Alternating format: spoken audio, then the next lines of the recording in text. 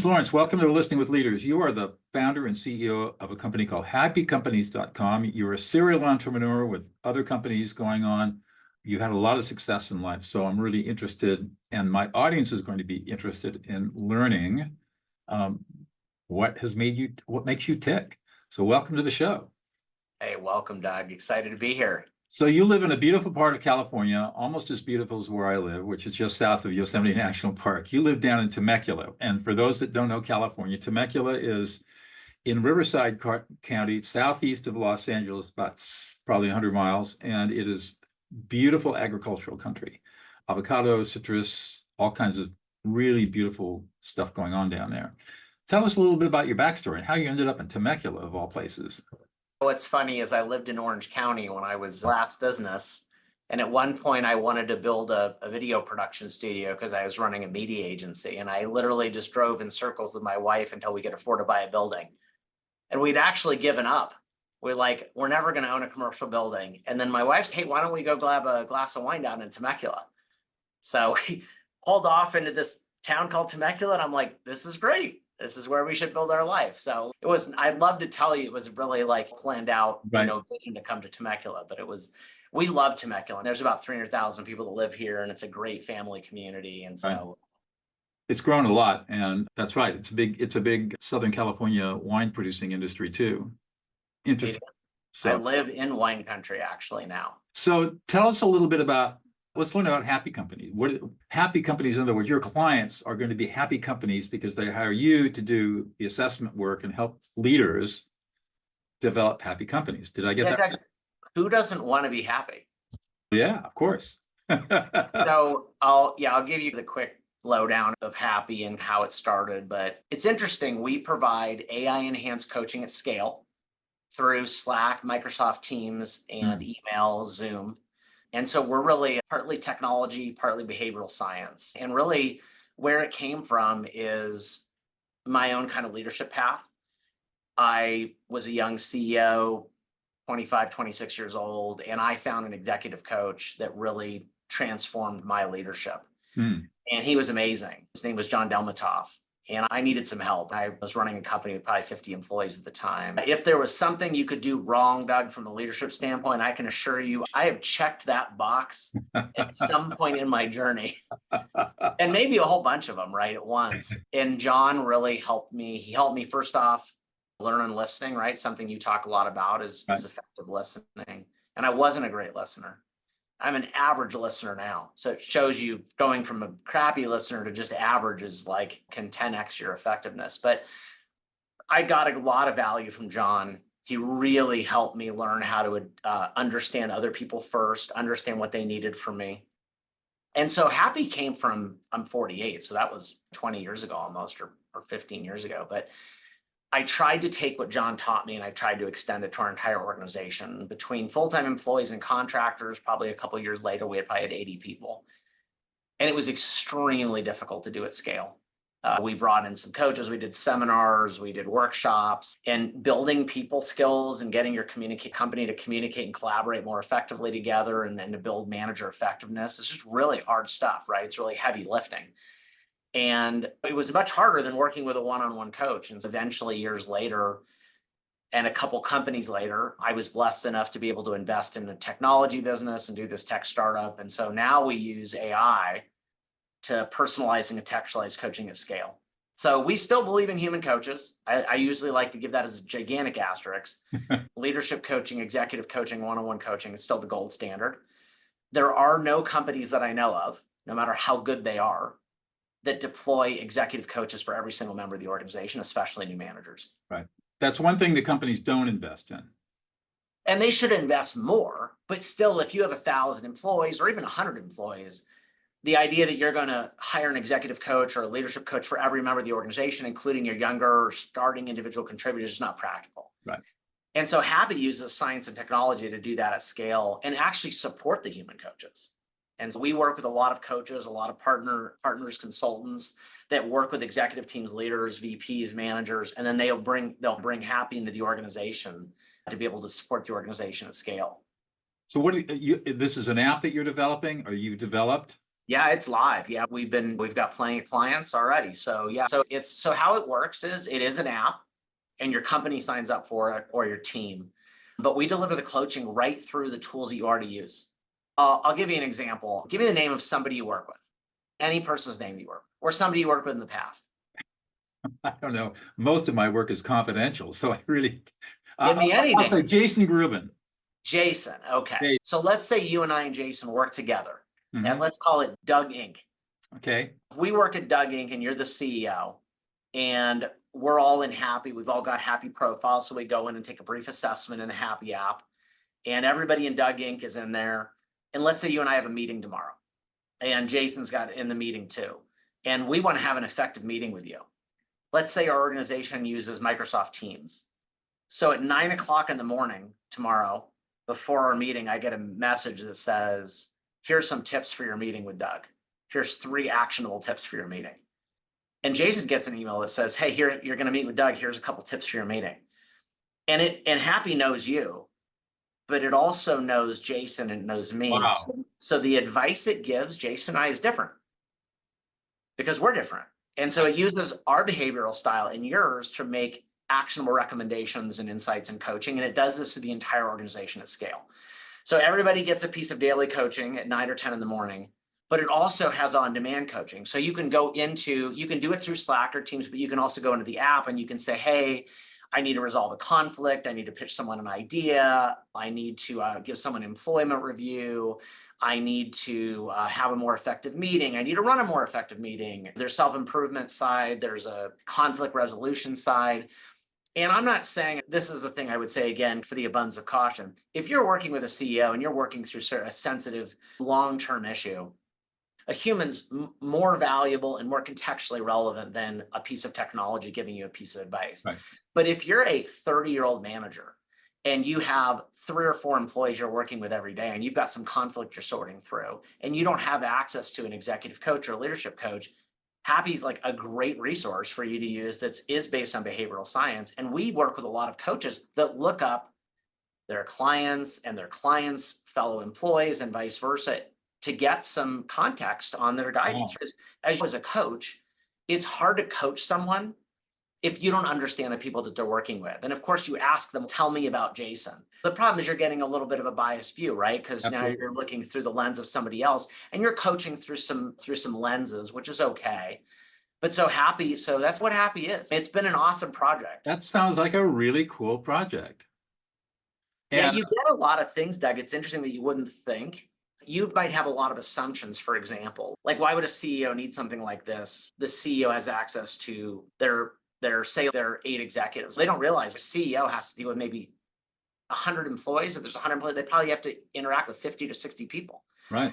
So it's actually extremely useful to be able to look up anybody you're going to meet with and just quickly understand how to work best with them. And a good CEO cares about that. Yeah, and what it looks like, now that I understand it, what it looks like is you've taken the disc profile concept and you retooled it. People take the assessment and then they see where their strengths are and where they fit into a group dynamic. Yep. And then that provides a foundation for understanding how to work with people. Yeah, sure. So we are built on the DISC methodology. We built our own science, so it is modeled on DISC. Right. But there's with some minor changes, and one of them is we built this thing called linguistic preference technology. It's pretty simple, actually. What it is that simply the technology learns the words and sentences that you like to use to describe yourself. And it uses those when it describes you. And they're all scientifically accurate, but when you have some agency in how you're described, you tend to reject your assessment less. But this is what I like to say about assessments. Assessments are like religions, right? You've been doing this long enough, whether it's Strength Finder, 16 Right. types, or Myers-Briggs, or DISC, or there's Hogan, there's like a bunch of different assessments. Right. And they're probably all reasonably valid, and they probably all have relatively solid science behind them. And some maybe have more history than others. But the reality is that I could give the best assessment to a shitty coach, and they're going to find some way to fumble it up no matter how great the assessment is. And then I could give a terrible assessment to a great coach, and they're probably going to navigate it and facilitate it and still going to have a great experience. And so I think it's personally more about either the quality of the leader or the way you're using the assessment than one assessment being slightly better than another. Right. Although I will admit, I think there are different quality of assessments, but I Right. think your outcomes are more related to how applicable, how you apply it, how you work with a person. Right. Right. So you strike me as being really excited about this project. You have a lot of enthusiasm and passion for what you're doing. What is it that gets you up in the morning to give you this passion and enthusiasm in this project? Doug, first off, I just like building things. So building stuff is really fun, right? And so I like creating and building, but this is my 5th company, and I am really passionate about the future of work, and I'm really passionate about creating great organizational cultures. And look, I'll distill it down to you something simple and I think you this from all of your years of coaching and your years as an attorney, the relationship between a leader and the person that works for them, or the manager, individual contributor, it's the most important relationship in an organization by far. And when it's wrong, it doesn't matter what else is right. People just have a hard time being happy. And so they either get disengaged or they leave, or usually you don't get good outcomes, right? And if we all had great outcomes, maybe you wouldn't even need to be here and I wouldn't need to be here, right? But unfortunately, humans are messy. And I think the opportunity to improve those relationships is what gets me excited. I have a little joke I sell sometimes, which is I guarantee you, I don't know if you ever played baseball when you were a kid, but you've gotten more coaching on how, and when you played t-ball when you were 6, you probably got more coaching than you did in your first job as a manager on how to hit a wiffle ball. Yeah, absolutely. So young managers don't get trained, and great CEOs realize that how they train people has a huge impact, long-term impact on the company's performance. But a lot of CEOs, especially in the world of private equity and in immediate results, training new managers is a low priority to them. We're trying to get results for this quarter. And the problem is that there's no great sustainable businesses that are built quarter by quarter. Yeah, no, I totally get it. And if you look around at most MBA programs, very little leadership. They have a couple of courses here and there on leadership, but no heavy emphasis on leadership. It's all about marketing or quantitative analysis or finance or stuff like that. All the hard stuff that professors can get published on. Unless you're a Bennis, Warren Bennis, you can't get published in leadership, right? You're right. And what's most interesting to me, and I work with a lot of great CEOs, and what I would say is that, and I've said this before on a couple podcasts, and I've gotten my own little hate mail on LinkedIn from this, and maybe I deserve this, but a good leader thinks about their business results and delivers every quarter, right? A good leader. A great leader realizes that people are the way that he or she got there. I will tell you that we're up in the upper this is podcast number 240, I think, for me, somewhere in that range. Every single successful leader that I've interviewed on this show says exactly the same thing. The most important thing you have are your people. The most important thing you can do as a startup founder is make sure your first 4 hires are perfect. You have no room for error early. There is no room for error. And the only way you'll ever be able to scale is by making sure that the first people you hire are exactly right for the job. And if you goof it up, you got to fix it quickly. That's right.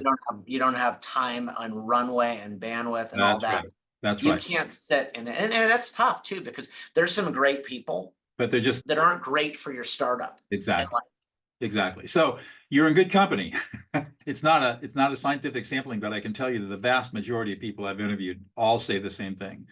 Your people are the most important thing you have. Hire correctly, treat them right, and train them, coach them. You as a leader have an obligation as a coach to be working 2 levels below you, training the people below you to take over your job. If you're not doing that, you're not a leader. You're doing something else, and you're probably screwing yourself and your company. Yeah, it's interesting. I like to talk a lot about it. I'll tell you a joke first off about Happy's. You know what it's like to run a startup. I'm sure you've interacted with a lot of founders. Mm-hmm. And it's probably about a year ago, we're looking around at each other going, man, this is really a bad idea to call this company Happy, because we're stressed out, man. We're like, this is so hard. Are we happy right now? We're trying to build something. Like, nobody can be happy when you're running a tech company. Year one, it's a high threshold, right? When you really start thinking about what it takes to build. It's hard. Yeah, it's hard. It's just hard, right?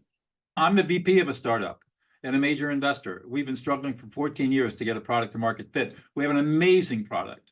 It's revolutionary. It's hard. It is. And the thing is that it doesn't matter how smart you are. It's a bit of luck. It's a bit of timing. There's just a lot of things that need to fall in place. Exactly. But there's this really interesting theory, which is you talk about like, how do you find those first people, right? Whether it's Happy's technology or any other, like, how do you find the right people? And so there's a billion leadership books. And I've got my own little theory I'm going to share with you because I really love the energy you bring to this idea. Like, how do you create this kind of positive energy from the very beginning? And I don't care how competent you are, how skilled, how experienced. I don't care any of that. If you're not highly motivated, you are not the right hire. Right. For me. Because highly motivated means you're going to acquire the skills, capability, you're going to build all that. If you're not highly motivated, it doesn't really matter about the rest. Right. Especially in a startup. Right. And so partly being highly motivated is having positive energy. Right. And so those are the kind of things. I had somebody ask me a couple of weeks ago, talk to me about what you can do to change a culture. Like culture, we have a problem in our organization. And it was a CEO and they were like, they're really interested and happy and they want to understand what can I expect. And I said, look, like this is this is not something that's just going to be solved by one piece of software. Like there's a lot that goes into it and you have to have the right people in the organization. And that means you're going to probably have to go through some pain to get that. Because some people, it's not that I'm taking away from some people, it's just, if you're not positive, if you're like a very negative person, if you have a very negative employee and it's not something the company did, but they walked in the door, that is a really hard thing to change. We can't bring in a suite of psychologists to take somebody that's really unhappy and make them happy. And so you really have to start thinking about like, how important is energy, positive energy to the culture of the organization? Critical. And we got this thing called emotional contagion that we all mammals have this. And we can pick up cues, emotional cues from other people all unconsciously.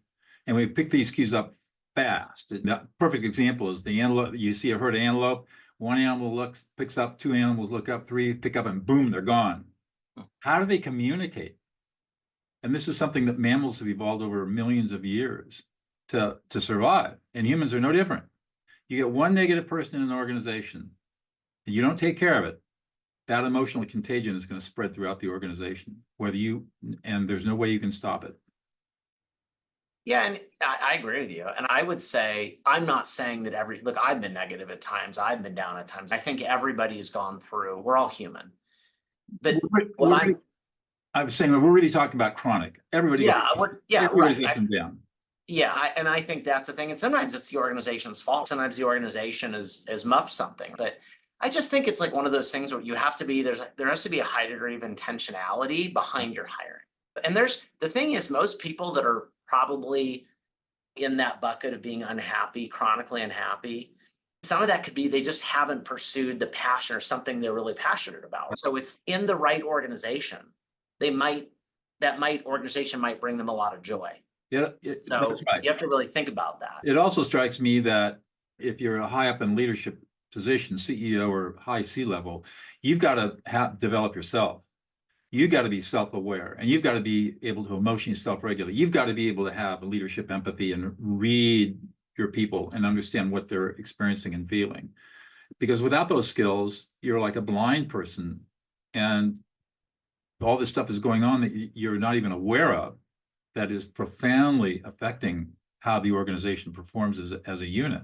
That's one of the things that one of the biggest blessings that I've really just come to enjoy about the gig at Happy has been being able to spend so many times with so many kind of transformative leaders and think, how do they think and understand how they think and process it. And it's really different. I would think that you'd say all are very accomplished business people, but the idea of really wanting to care about developing your people as part of their experience, their employee experience, like that to me is somebody that has really spent a lot of time thinking through the type of company they want to run.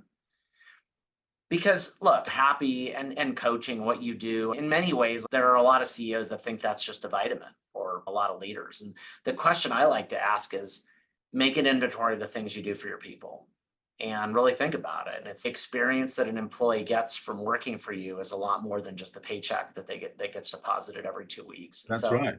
not that it happens overnight either. I think, Oh, no. you know, it takes some time. Right. And I mean, you're shifting the attitude of 50 or 100 or 200 or 1,000 people. That's a monument, as you said earlier, that's a monumental effort. But it starts at the top. I've been called into plenty of organizations where there's been messiness and they want me to come in and help sort it all out. And it's usually HR that approaches me. And I say, have you talked to your CEO about this? No. May I speak to your COO and CFO and find out from them how they see the world? No. Thank you, but no thank you. I will not do this engagement without support from the top. And yeah, that happens a lot. It doesn't happen a lot, but it's happened before. And if the top leadership's not willing to listen and learn, there is no hope of change. yeah, and we talked about it. Is this a vitamin or is this Right. an essential vitamin? Or if the payroll system went down, that would be a big problem. But if your people aren't as happy as they could be, like nothing really, Right. nothing implodes that second. So That's right. yeah. Or chronic fights and arguments, or low morale, or people just messiness, people being passive aggressive with each other. All of these are indicators of what I think is poor leadership. And yet there are many leaders, not all, but there are a substantial number of leaders who just ignore that kind of stuff and say, get over it. Why do I have to be a kindergarten cop? Because you're the leader, the one that everybody looks up to. Yeah, that's a hard thing for people to get. I'm curious, I think you've learned a lot about listening over the years. Tell me how you develop your listening skills. You remember I was talking about that executive coach. Right. For me, I will say I had two problems. I wish listening was one of them. Sorry, I wish it was just listening, but I wasn't. Two things. I didn't hear people. In fact, I would say I'm just average at this now, but I literally was just waiting to talk. Yeah, you started out poor and now you're average. Yeah, but that's a lot of improvement because I started really bad and now I'm just okay, but okay is better than where I was. But I think so. One is listening with intention. Absolutely. And then how I did that was just really make sure that I gave some more space. That's exactly right. There are two kinds of listening. I call it type 1 listening and type 2 listening. Type 1 listening is what most people engage in. They're listening from their agenda as the listener. They're going to ask questions, get facts, have assessments, have their own rebuttals to whatever people are saying. They're doing everything but paying attention to the speaker. And then there's type 2 listening, which is what I teach. And that's where the sole agenda of the listener is to make sure the speaker feels heard and validated from the speaker's frame of reference. And that's where the magic is. Yeah, I think that for me, that's interesting. You should frame it up that way because I really like that.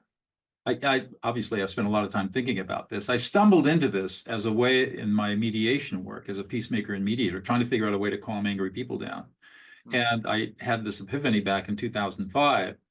And basically what I teach and what I do is ignore the words, read the emotions, reflect back the emotions with a you statement. The technique is called affect labeling. And 2 years later, a brain scanning study came out of UCLA that showed that this concept of affect labeling literally inhibits the emotional centers of the brain and reactivates the prefrontal cortex in some really crazy ways. And so there's a scientific basis for this, and it's extremely powerful. But what it allows you to do is when you're focused on the emotions and not the words, all of a sudden you got to pay attention. And I think that's the biggest problem in type 1 listening is it's really hard for people to pay attention to what's going on. They get bored. That was a big thing for sure for me I was like, I already know what you're going to tell me. Exactly. And the idea that what you're talking about, what I've tried to do, and a lot of it came from my co-founder, Megan Cook, who's my co-founder at Happy, but I've worked with for a long time. She would always tell me, it's really important to understand someone's perspective, not to set justice on it, right? Because I'm always thinking, well, that's not fair, or that's not what happened. And the reality is none of that even matters. That's right. It doesn't, that might all be true if we were going to court and it was like, and anybody that's married certainly understands right and wrong. So that's out, right? It's okay, I'm right, but I'm sleeping on the couch for the next. Right. So the word that I use for that is I say, in relationship, abandon reason. Reason has no business being in a relationship. Do not use reasoning or rationality in a relationship. It doesn't belong there. What's important in a relationship is emotion. Yeah, and I think that the employee experience is similar to that, right? Which is Absolutely. this idea that like, what experience is someone feeling? And that might not be your reality, but it might be their reality. Absolutely. And so it's really valuable to understand it. And I think maybe my philosophy now would be, I'm going to try to fully hear you. It doesn't mean I'm going to agree with everything you say, Of course. but I don't need to. I just need to understand what you're saying and process it. And it will inform how I respond. And if I don't listen, then I really can't respond. I can only react. And maybe even worse than that, I'm just going to actually just talk at you instead of even hearing you. So That's John exactly right. taught me, for me, I was talking about space and listening. And for me, it was space combined with something really important, which is I had to put in, for me, I still had the fire. Like inside, I would still, like, if I was frustrated, that never went away. I was like, I'm listening and I'm like frustrated. I'm listening. And that's how it is now. I'm like frustrated. I'm hearing you, but I'm frustrated. And then I just shut up and I just give myself space. And if it's like a very difficult conversation, it might be tomorrow. I might be like, hey, I've heard you out. Let me repeat the three major things I got from you. I'll get back to you tomorrow. And I might have to get all the way to overnight to where I'm actually ready to respond in any type of emotionally intelligent way. If it's minor, maybe it's 10 minutes, right? But if it's something big, I've got to really take inventory and then go, okay, what is the most appropriate way to respond to this that is going to get us closer to an understanding or a successful outcome? So that's exactly right. And when I teach graduate courses at Pepperdine as well, and what I teach my students and my clients, de-escalate, then problem solve. Calm people down. Then when they're calmed down, because they felt heard, they're willing to negotiate with you or listen to coaching for improvement, whatever it might be. But as long as people are emotional, they'll never be able to hear anything that you say, and they're not ready to change. And when you're saying you're exactly right. So you've got a difficult conversation, you listen to them, maybe reflect back or paraphrase what they've said and say, I'll get back to you tomorrow and on our next step in this conversation. And that's a perfectly legitimate way to handle things. The other thing you can do is simply say, so you're really angry and frustrated, you feel completely disrespected, you feel like you're unappreciated and unsupported. And they'll say, yeah. And if it looks like they've calmed down, you say, how do you think we ought to go about solving this problem? What do we need to do to make this work? And once they've been listened to, then they'll offer up ideas on what they can do. And that's also extremely effective. That's the skill that I teach. Very powerful. Yeah, that's one of the things that we found with Happy is just it's some of the data coming out of our analytics has really been fascinating, because one of the things you'll find is that when someone just asks for, hey, I want to resolve a conflict with Amanda, and they can access that data, it gives them perspective. It gives them some things to think about. And then you get a better outcome just because in that moment if they didn't do that, they would be at a coworker's desk going, God damn, Amanda pissed me off. She did X, Y, Z. And I love that. Yeah, we're finding this utility in some of these different things. It's I love that. And it's interesting. Go ahead. I was going to say, it gives people a chance to cool off a little bit and get some objective data on what's going on, so they're not fixated on themselves needing to be heard and validated, but they can re-engage their prefrontal cortex with the app, and allows them to do something very important, which is perspective taking. That's a great idea. Yeah, it's interesting. I think the biggest challenge that we've experienced is it has to be very lightweight and easy to use. And so continually had to find innovative ways to reduce the workload on the app. Right. To where an employee can just, like, if you use Slack, it just sends you a daily coaching tip on a coworker automatically. That's pretty cool. And yeah, there's a really cool number. I hadn't heard of this. I'm not an L&D, like I'm not a vice president of learning development. I've obviously learned a lot in the L&D space, and there's a lot of fascinating data that our team has been able to consume. But just learning what is important to L&D leaders has been really interesting, because you've heard of the term scrap rate. It's this concept of like, when we implement some type of L&D or some training, like what kind of retention is there at 30 days, 60 days, 90 days, like what stickiness is there? And so listen to this. So when we first started and we did all of our coaching was all through the app, our retention was poor. And then when we started sending email coaching, it bumped up. But it was still like, I would say maybe 60% of people continue to get their coaching via email. When we added Slack and Microsoft Teams and some of the tools that they used every single day, the employees used every day, our retention rate is over 90%. Meaning, Wow. yeah, so that means at 90 days, employees are still continuing to retain and get coaching on their coworkers. And I think all it is this idea that you just remove the friction, because if someone finds it useful to get coaching on their coworker, they're not going to go in and turn it off. No. But you've made it easy for them. You've delivered, and the app figures out who they work with the most and sends you the coaching most on who you work with every day. But really, it's made it easy for a very busy person to continue to like get continuous learning, which I is love that. Yeah. I So love that's been an interesting data point that we've learned. Yeah, no, I love that because in my engagements, for example, you don't hire me to do a workshop. You hire me to do a workshop and then 8 weeks of follow-up sessions for accountability and support. Because I'm not going to walk in and do a workshop for you knowing that at the end of the workshop, 90% of it's gone in 24 hours. So, and what I would say is, to your point, like John, my executive coach, I saw him for 2 years. I'm talking about this 12 years later, Doug, right? The impact John had on me. But I saw him every week or two or talked to him every week or two for 3 years. So there's an impact that occurred. Yeah. Right. Yeah. Well, and so I think you're right. Yeah, your happiness. I hadn't thought about that, but your app provides tremendous accountability and support at presumably a relatively low cost per employee, and it's delivered in places and ways that people can access. It's a terrific idea.